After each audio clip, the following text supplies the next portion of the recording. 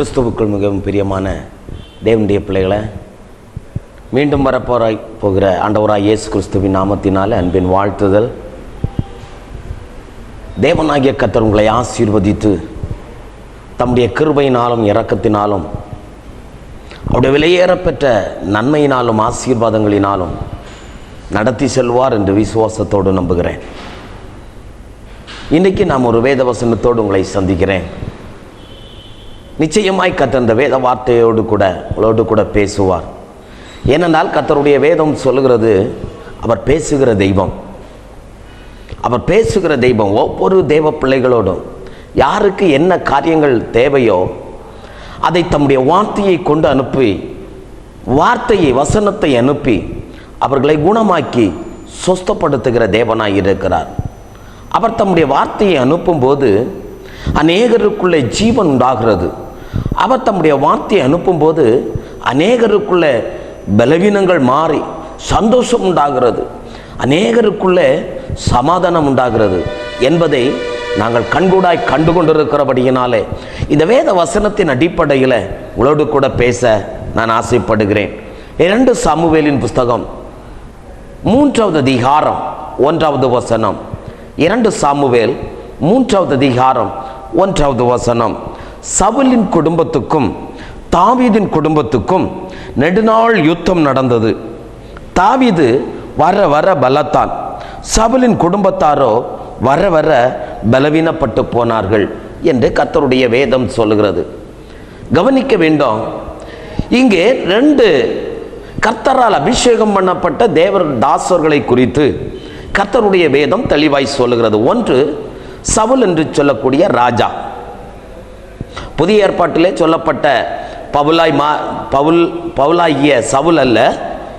இது இஸ்ரவேல் ஜனங்கள் தங்களுக்கு ராஜா வேண்டும் என்று சொல்லி கேட்ட பொழுது தேவனாகிய கர்த்தர் பென்யமீன் கோத்திரத்தினுடைய சிறிய கோத்திரமாகிய சிறிய குடும்பத்தில் இருந்து தெரிந்து கொண்ட ஒரு உயரமான ஒரு ராஜா.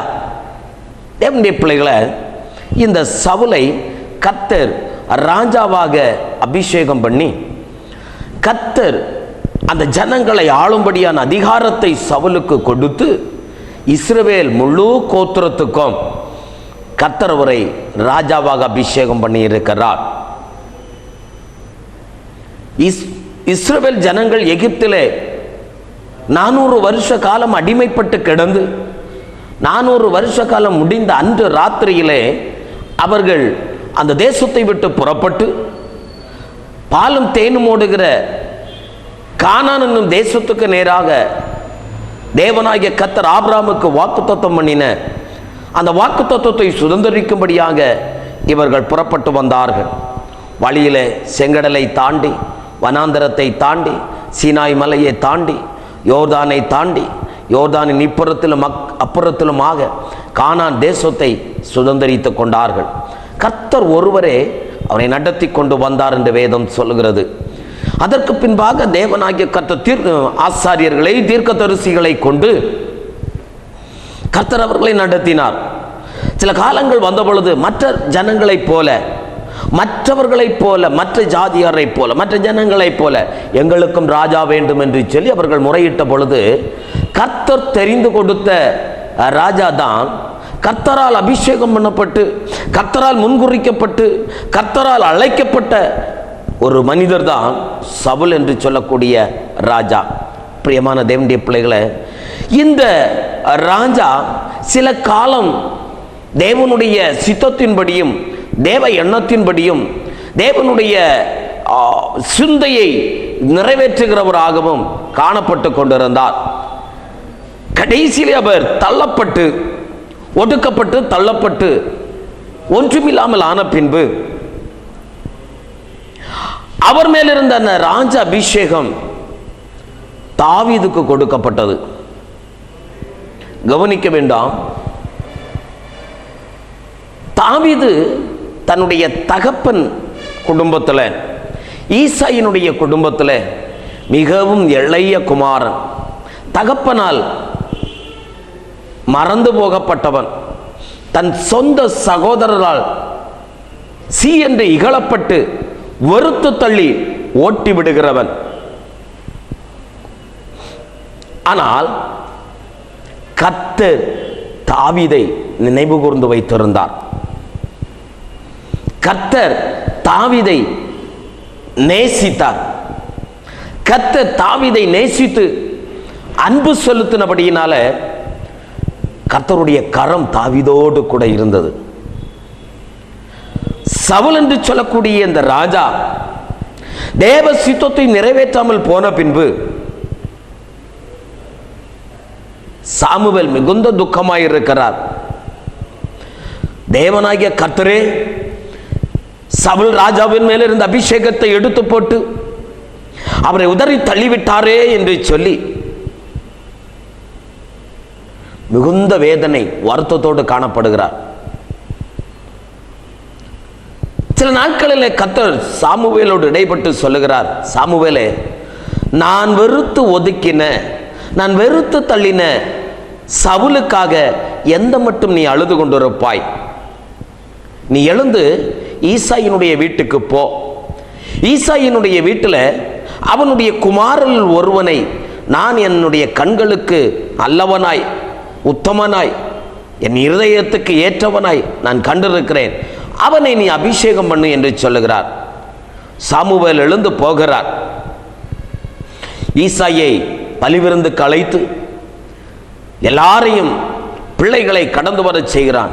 கர்த்தர் சொல்லுகிறார், இவனை பார்க்காதே, இவனுடைய அழகை பார்க்காதே, இவனுடைய உயரத்தை பார்க்காதே, இவனுடைய திறமையை பார்க்காதே, இவனுடைய படிப்பை பார்க்காதே என்று ஒவ்வொருவராக தள்ளிவிடப்படுகிறான். கடைசியில் எல்லாரும் முடிந்து போயிற்று. சாமுவேல் கேட்கிறார், இத்தனை பேர் தானா? இல்லை, இன்னொருவன் இருக்கிறான். அவன் வனாந்தரத்தில் அவன் ஆடுகளை மேய்த்து கொண்டிருக்கிறான். கவனிங்கள், ஈசாய் தன் தகப்பனுடைய வீட்டில் நல்ல பலிவிருந்து நடந்து கொண்டிருக்கிறது. சந்தோஷமும் மனமகிழ்ச்சியும் பூரிப்பும் தீர்க்கதரிசி வந்திருக்கிறார். தான் முதல் பெயர்சபா வரை பெயர் கேட்ட ஒரு தீர்க்கதரிசி வீட்டில் வந்திருக்கிறார். தன் சொந்த பிள்ளையை வனாந்தரத்திலே ஆடு மேய்க்க விட்டிருக்கிறார் ஈசாய். அப்படியானால் தகப்பனால் கூட மறந்து போய், தகப்பனாரால் கூட அவன் ஒதுக்கி தள்ளப்பட்ட ஒரு தேவ மனிதனாய் இருந்தான். கர்த்தர் அவனை கண்டு எடுத்தார், அபிஷேகித்தார். சாமுவேல் அந்த தான் கொண்டு வந்திருந்த அபிஷேக தைலத்தை தாவீதின் மேலே ஊற்றி அந்த தாவீதை இஸ்ரவேலுக்கு ராஜாவாக அபிஷேகம் பண்ணினார். எனக்கு பிரியமான தேவனுடைய பிள்ளைகளே, நாட்கள் கடந்து போயிற்று. நாட்கள் கடந்து போயிற்று. ஒரு நாள் தகப்பன் இந்த தாவீதை பார்த்து சொல்லுகிறார், உன்னுடைய சகோதரர்கள் எல்லாம் யுத்த களத்துக்கு போயிருக்கிறார்கள், நீ சென்று அவர்களை விசாரித்து வா என்று சொல்லி அவனிடத்தில் சில ஆகாரங்களை கொடுத்து அனுப்புகிறான். 1 சாமுவேல் 17வது அதிகாரத்துக்கு நேராக வேதாகமத்தை நீங்கள் திருப்பிக் கொள்வீர்களேனால், இங்கே ஒரு பெரிய யுத்தத்துக்காக எல்லாரும் ஆயத்தப்பட்டு கொண்டிருக்கிறார்கள். சவுலினுடைய சேனை ஒரு பெரிய யுத்தத்துக்காய் நின்று கொண்டிருக்கிறது. பெலிஸ்தர் பக்கத்தில் இருந்து ஒரே ஒரு மனிதன், கோலியாத் என்று சொல்லக்கூடிய உயரமுள்ள மனிதன் வந்து நின்று 40 நாளளவும் சவுலின் சேனையை கலங்க பண்ணி கொண்டிருக்கிறார்.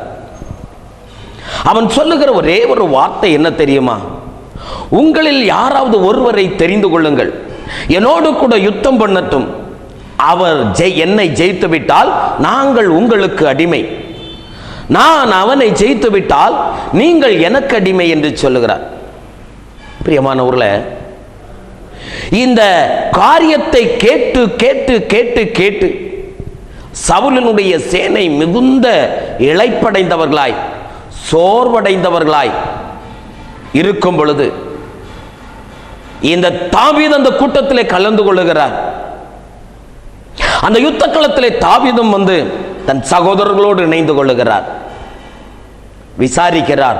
அப்பொழுதுதான் கோலியாத் வந்து நின்று இஸ்ரவேலின் தேவனை நிந்தித்து அவமானப்படுத்தி இந்த சவுலினுடைய சேனையை நிந்தித்து அவமானப்படுத்தி, ஒருத்தனை தெரிந்து கொள்ளுங்கள், என்னோடு கூட அவன் யுத்தம் பண்ணட்டும் என்று சொல்லி கேட்கிறார். எல்லா படை வீரர்களும் நடுங்கிக் கொண்டிருக்கிறார்கள். எல்லா படை வீரர்களும் நடுங்கி, யார் யுத்தம் செய்ய முடியும்? இவ்வளவு பெரிய ஒரு யுத்த வீரனை ஜெயிக்க யாரால முடியும் என்று சொல்லி நடுங்கிக் கொண்டிருக்கிற அந்த வேளையில ஈசாயின் இளைய குமாரனாய் இருக்கிற தாவீது சொல்லுகிறார், நான் அவனை ஜெயிப்பேன், நான் அவனை ஜெயிப்பேன். இஸ்ரவேலின் தேவனை நிந்திக்கிறதற்கு இவன் யார் என்று சொல்லி நான் அவனை ஜெயிப்பேன் என்று சொல்லி விசுவாசத்தோடு புறப்படுகிறான். சவுல் அவருடைய யுத்த தளவாடங்களை கொடுக்கிறான். அதில் பழக்கம் இல்லாததினால சொல்லுகிறான், இதுல எனக்கு அப்பியாசம் இல்லை, பழக்கம் இல்லை, ஆகையினால இது எனக்கு தேவையில்லை, நான் பழகினது எனக்கு போதும் என்று சொல்லி கூழாங்கற்களை எடுத்துக்கொண்டு கவன் கல்லையும் எடுத்துக்கொண்டு போகிறான். கோலியாத் கவனிக்கிறான், ஓ, வேறொரு யுத்த வீரன் என்னோடு கூட போராட இல்லையா? இந்த அற்பமான ஒரு மனிதனா என்னோடு கூட யுத்தம் செய்ய வேண்டாம், வா, உன்னை வெட்டி ஆகாயத்து பறவைகளுக்கு நான் ஆகாரமாய் போடுகிறேன் என்று சொல்லி ஒரு திமிராய் பேசிக் கொண்டிருக்கிறான். நீ கல்லோடு என்னிடத்தில் வர நான் நாயா என்று கேட்கிறான். பிரியமான தேவனுடைய பிள்ளைகளை, நடந்தது என்ன தெரியுமா? தாவீது கோலியாத்தை நெருங்கி போகும்போது, கோலியாத் யுத்தத்துக்கு தயாராகும் போது தாவீது தன் கையில் இருந்த கவன்களை எடுத்து அடித்தான். கோலியாத் கவிழ்ந்து விழுந்தான். வேதம் சொல்கிறது, தாவீது ஓடி சென்று அவன் பட்டயத்தை எடுத்து அவன் தலையை வெட்டி அவனை கொன்று போட்டான். இந்த நிகழ்ச்சிக்கு பின்பாக தாவீது பட்சமாய் எல்லாருடைய இருதயமும் திரும்ப ஆரம்பித்தது. அப்பொழுதுதான் 1 சாமுவேல் 18வது அதிகாரத்தை நீங்கள் வாசிப்பீர்களேனால், இந்த ஜனங்கள் எல்லாரும், இஸ்ரவேலின் ஜனங்கள் எல்லாரும் என்ன செய்கிறார்கள்? தம்முடைய யுத்த தேசத்துக்கு பெரிய வெற்றியை தேடி தந்த தாவீதை புகழ்ந்து பாடுகிறார்கள். அப்பொழுது அவர்கள் சொல்லுகிற வார்த்தை 1 சாமுவேல் 18வது அதிகாரம் 7, 8, 9 வசனங்களை 10 வசனங்களை வாசிக்கும் போது, அந்த ஸ்திரீகள் ஆடி பாடுகையில் சவுல் கொன்றது 1000, தாவீது கொன்றது 10000 என்று முறையாக பாடினார்கள். அந்த வார்த்தை சவுலுக்கு விசனமாய் இருந்தது. அவன் மிகுந்த எரிச்சல் அடைந்து, தாவீதுக்கு 10000, எனக்கோ 1000 கொடுத்தார்கள், இன்னும் ராஜாங்கம் மாத்திரம் அவனுக்கு குறைவாயிருக்கிறது என்று சொல்லி அந்த நாள் முதற்கொண்டு சவுல் தாவீதை காய்மகாரமாய் பார்த்தான். மறுநாளிலே தேவனால் விடப்பட்ட பொல்லாத ஆவி சவுலின் மேல் இறங்கிற்று. அவன் வீட்டிற்குள்ளே தீர்க்க தரிசனம் சொல்லிக் கொண்டிருந்தான் என்று வேதம் சொல்லுகிறது. கவனிங்கள், ஏன் இந்த சவுல் ராஜா தாவீதின் மேலே பொறாமை கொள்ள காரணம் என்ன? இந்த 2 குடும்பத்துக்கும் இவ்வளவு பெரிய யுத்தம், இவ்வளவு பெரிய போராட்டம் நடக்க காரணம் என்ன? 2 சாமுவேல் 3வது அதிகாரம் 1வது வசனத்திலே வாசிக்கிறோம், சவுலின் குடும்பத்துக்கும் தாவீதின் குடும்பத்துக்கும் 8 நாள் யுத்தம் நடந்தது. தாவீது வர வர பலத்தான், சவுலின் குடும்பத்தாரோ வர வர பலவீனப்பட்டு போனார்கள். 2 குடும்பத்துக்கும் சண்டை வருகிறதற்கு முகாந்தரம் இந்த தாவீது கோலியாத்தை முறியடித்தது. இந்த தாவீது கோலியாத்தை முறியடித்தது நிமித்தம் தேசத்தின் பெண்கள் ஆடி பாடி சந்தோஷப்பட்டு ஆமென் முறையாக ஆமென் பாடுகிறார்கள். சவுல் கொன்றது 1000, தாவீது கொன்றதோ 10000 என்று சந்தோஷப்பட்டு களிகூர்ந்து பாடுகிறார்கள். இந்த வார்த்தை தான் சவுலினுடைய இருதயத்தில் ஒரு காய்மகாரத்தை உண்டாக்கிற்று. இந்த வார்த்தை சவுலினுடைய வாழ்க்கையில தாவீதை குறித்து ஒரு காய்மகாரம் மாத்திரமல்ல, எப்படியாவது அவனை கொலை செய்து விட வேண்டும், எப்படியாவது அவனை கொன்றுவிட வேண்டும் என்று சொல்லி இருதயத்திலே ஒரு எண்ணமும் ஒரு பாரமும் உருவாயிற்று. 1 சாமுவேல் 18வது அதிகாரம் 10வது வசனத்திலே நாம் இப்படியாக வாசிக்கிறோம். மறுநாளிலே தேவனால் விடப்பட்ட பொல்லாத ஆவி சவுலின் மேல் இறங்கிற்று. அவன் வீட்டிற்குள்ளே தீர்க்க தரிசனம் சொல்லிக் கொண்டிருந்தான். அப்பொழுது தாவீது தினந்தோறும் செய்கிறபடி தன் கையினால் சுரமண்டலத்தை வாசித்துக் கொண்டிருந்தான். சவுலின் கையிலே ஈட்டி இருந்தது. சவுல் தாவீதை சுவரோடு சேர்த்து உருவ குத்தி போடுவேன் என்று ஈட்டி அவன் மேல் எறிந்தான். ஆனாலும் தாவீது விலகி 2 தரம் அவனுக்கு தப்பினான் என்று வேதம் சொல்கிறது. இவன் செய்த தவறு என்ன? தாவீது செய்த தவறு என்ன? சவுல் ராஜாவால், சவுலினுடைய சேனையால் ஜெயிக்க முடியாத கோலியாத்தை கொன்று போட்டான். அது நிமித்தம் இந்த ஸ்திரீகள் பாடினார்கள், சந்தோஷப்பட்டார்கள். இந்த வார்த்தை சவுலுடைய காதுகளிலே ஏறி அவனுடைய வாழ்க்கையின் ஜீவிதங்கள் மாறி போனதுனால தாவீதை காய்மகாரமாய் பார்த்து கொன்று போடும்படியாக பிரயாசப்படுகிறான்.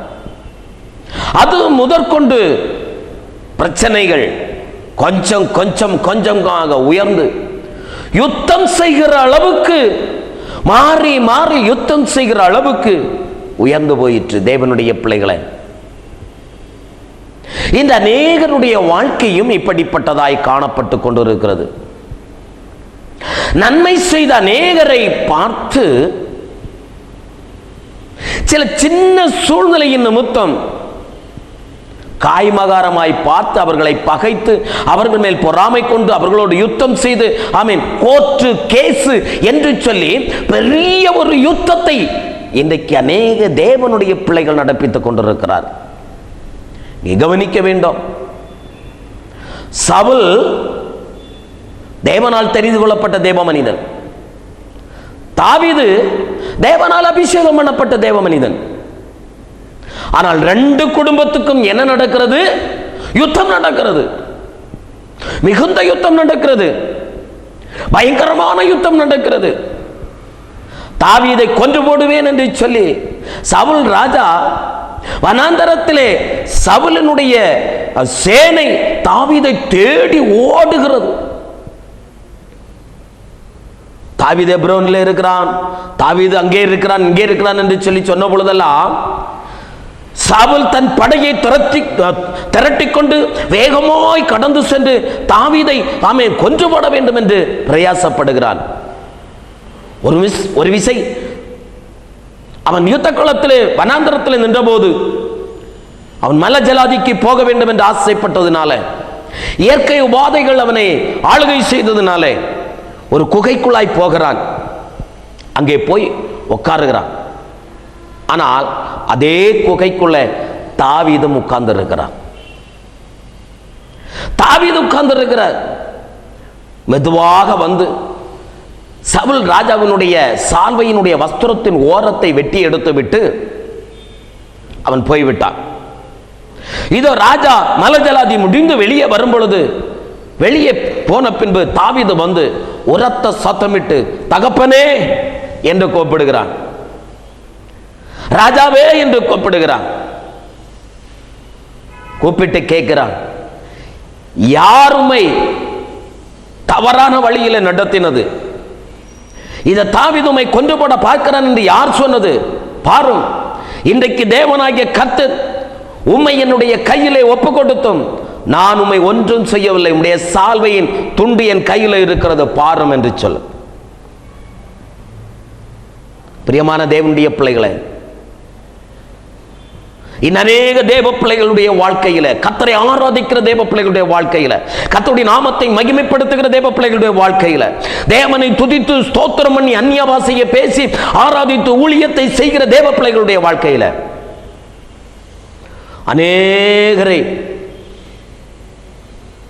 வேதனைக்கு உட்படுத்தி அநேகரை கோர்ட்டு கேசு என்று சொல்லி அவர்களை வேதனைக்குட்படுத்தி நஷ்டங்களை உருவாக்கி அவருடைய ஜீவிதங்களை ஆமென் தகர்த்து போட வேண்டும் என்று சொல்லி பிரயாசப்பட்டு கொண்டிருக்கிறார்கள். ஒன்றை கவனிங்கள், தேவனுடைய பிள்ளைய, இரண்டு பேரும் தேவனால் அபிஷேகம் பண்ணப்பட்ட தேவ பிள்ளைகள். ஆனால் வேதம் சொல்கிறது தாவீது வர வர வர வர பலத்து கொண்டே இருந்தான். எவ்வளவு தூரம் சவுல் ராஜா தாவீதை நெருக்கி கொண்டிருந்தானோ, எவ்வளவு தூரம் தாவீதை சவுல் ராஜா விரட்டி கொண்டிருந்தானோ, அவ்வளவு தூரம் தாவீதுடைய வாழ்க்கையில அவன் ஒரு பெருக்கம், ஒரு ஆசீர்வாதம் உண்டாக ஆரம்பித்தது. வேதத்திலே வாசிக்கிறோம், ரெண்டு பேருக்குள்ளேயும் பிரச்சனைகள் வந்தது, ரெண்டு பேருக்குள்ளேயும் போராட்டங்கள் வந்தது. ஆனால் தாவீது ஜெயிக்க ஆரம்பித்தான். ஒன்றை கவனிக்க வேண்டும், இந்த சவுல் ராஜாவினிடத்தில் இருந்து தேவனுடைய அபிஷேகம் எடுபட்டு போய் பொல்லாத ஆவி வந்து இவ்வளவு காய்மகாரத்தை உண்டு பண்ண காரணம் என்ன என்று சற்று வேதத்தை நாம் ஆராய்ந்து பார்ப்போமேனால், வேதம் என்ன சொல்லுகிறது தெரியுமா? 1 சாமுவேல் 16வது அதிகாரம் 13வது வசனம் சொல்லுகிறது, தைல கொம்பை எடுத்து அவனை அவன் சகோதரன் நடுவில் அபிஷேகம் பண்ணினான். அந்நாள் முதற்கொண்டு கர்த்தருடைய ஆவியானவர் தாவீதின் மேல் வந்து இறங்கியிருந்தார். சாமுவேல் எழுந்து ராமாவுக்கு போய்விட்டான். 14வது வசனம் சொல்கிறது, கர்த்தருடைய ஆவி சவுலை விட்டு நீங்கினார். கர்த்தரால் வரவிடப்பட்ட ஒரு பொல்லாத ஆவி அவனை கலங்க பண்ணி கொண்டிருந்தது என்று கர்த்தருடைய வேதம் சொல்லுகிறது. எப்பொழுது தேவனுடைய தாசனாகிய தாவீது அபிஷேகம் பண்ணப்பட்டாரோ அப்பொழுது தாவீதின் மேல் தேவனுடைய அபிஷேகம் ஊற்றப்பட்டது. சவுலின் மேல் இருந்த தேவனுடைய அபிஷேகம் எடுபட்டு போய் பொல்லாத ஆவியை கர்த்தர் அனுப்பினாராம். கர்த்தர் வேதம் சொல்லுகிறது, கர்த்தரால் வரவிடப்பட்ட ஒரு பொல்லாத ஆவி சவுலை கலங்க பண்ணி கொண்டிருந்தது. இதற்கு காரணம் என்ன? இதற்கு முகாந்திரம் என்ன? 1 சாமுவேல் 13வது அதிகாரம் 9 முதல் உள்ள வசனங்களை வாசித்து பார்ப்பீர்களேயானால் அங்கே வேதம் என்ன சொல்கிறது? அப்பொழுது சவுல் சர்வாங்க தகன பலியையும் சமாதான பலிகளையும் என்னிடத்திலே கொண்டு வாருங்கள் என்று சொல்லி சர்வாங்க தகன பலியை செலுத்தினான். அவன் சர்வாங்க தகன பலியிட்டு முடிகிற போது இதோ சாமுவேல் வந்தான். சவுல் அவனை சந்தித்து வந்தனம் செய்ய அவனுக்கு எதிர்கொண்டு போனான். நீ செய்தது என்ன என்று சாமுவேல் கேட்டதற்கு சவுல், ஜனங்கள் என்னை விட்டு சிதறி போகிறதையும் குறித்த நாட்களின் திட்டத்திலே நீர் வராததையும் பெலிஸ்தர் மிக்மாசிலே கூடி வந்திருக்கிறதையும் நான் கண்டபடியினாலே கில்காலில் பெலிஸ்தர் எனக்கு விரோதமாய் வந்து விடுவார்கள் என்று நான் இன்னும் கர்த்தருடைய சமூகத்தை நோக்கி விண்ணப்பம் பண்ணவில்லை என்றும் எண்ணி துணிந்து சர்வாங்க தகன பலியை செலுத்தினேன் என்றான். 13வது வசனம் சொல்லுகிறது, சாமுவேல் சவுலை பார்த்து, புத்தியீனமாய் செய்தீர், உம்முடைய தேவனாகிய கர்த்தர் உமக்கு விதித்த கட்டளையை நீர் கை கொள்ளாமற் போனீர். மற்றபடி கர்த்தர் இஸ்ரவேலின் மேல் உம்முடைய ராஜ்யத்தை என்றைக்கும் ஸ்திரப்படுத்துவார் என்று சொல்லுகிறார். தேவனுடைய பிள்ளைகளை, வேதம் என்ன சொல்லுகிறது தெரியுமா? தீர்க்கதரிசியாகிய சாமுவேல் செய்ய வேண்டிய ஒரு வேலை, தீர்க்கதரிசியாகிய சாமுவேலினுடைய வேலையை ஜனங்களுக்கு பயந்து, பெலிஸ்தனுக்கு பயந்து சவுல் கையில் எடுக்கிறார். நல்லா கவனிங்கள், தேவனுக்கு பயப்படுகிறதை விட்டுவிட்டு மனுஷனுக்கு பயப்படுகிறது நிமித்தம் வாழ்க்கையில பெரிய இழப்பு. தேவனுடைய கிருபை இழந்து போயிற்று, தேவனுடைய அபிஷேகம் இழந்து போயிற்று, தேவனுடைய நன்மைகள் இழந்து போயிற்று, சகலவற்றையும் இழந்து கர்த்தரால் வரவிடப்பட்ட ஒரு பொல்லாத ஆவி சவுலை கலங்க பண்ண ஆரம்பித்தது. காரணம் என்ன? தேவனுக்கு விரோதமாய் எழும்பினது நிமித்தம். தேவனுடைய ஜனமே, ஒன்றை சிந்தித்து பாருங்கள். தாவீது வர வர பலத்தான்.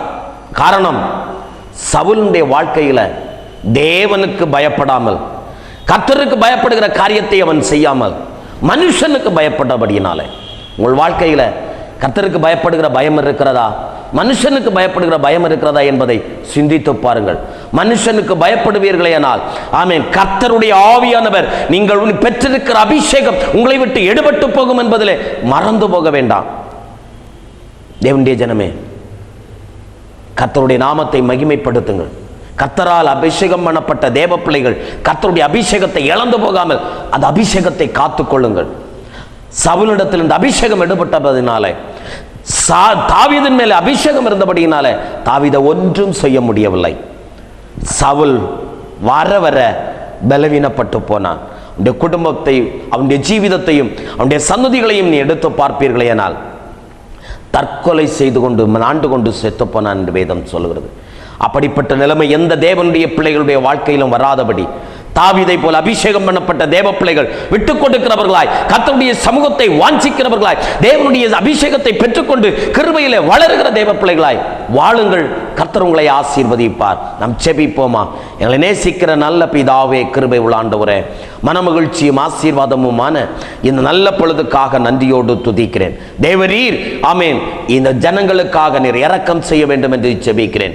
தாவீது வர வர பலத்து ஆமேன், உடைய வாழ்க்கை சிறந்ததை போல தேவனுடைய பிள்ளைகளுடைய வாழ்க்கையும் சிறந்திருக்கத்தக்கதாக ஆண்டவரே கிருபை செய்ய வேண்டும் என்று ஆசீர்வதிக்க வேண்டும் என்று செபிக்கிறேன். கிருபையின் கரத்துக்குள் மூடிக்கொள்ளும் ஆசீர்வதி இயேசுவின் நாமத்தில் பிதாவே, ஆமேன். பிரியமான தேவனுடைய பிள்ளைகளை ஆமேன், தாவீது போல அபிஷேகத்தை இழந்து போகாதபடி கர்த்தருடைய சமூகத்தில் அபிஷேகத்தை பெற்றுக்கொண்டு அந்த அபிஷேகத்தில் நிலைநில்லுங்கள். கர்த்தர் உங்களை ஆசீர்வதிப்பாராக. ஆமேன். Praise the Lord.